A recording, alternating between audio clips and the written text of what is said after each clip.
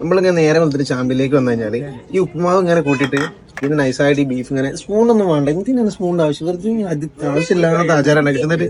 ഇവനെ ഉടുപ്പില്ലാണ്ട് ഇങ്ങനെ ഇങ്ങനെ ഇതാക്കിട്ട്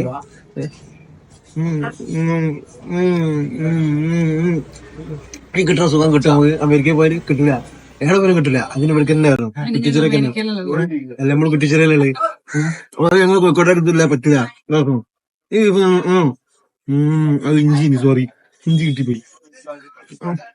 കുഴപ്പമില്ല ഇഞ്ചിക്ക് വരെ ബീഫിന്റെ ചോയ അതാണ് ഇത്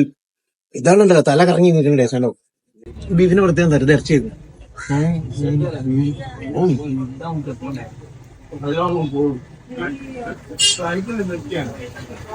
ബോർഡില്ല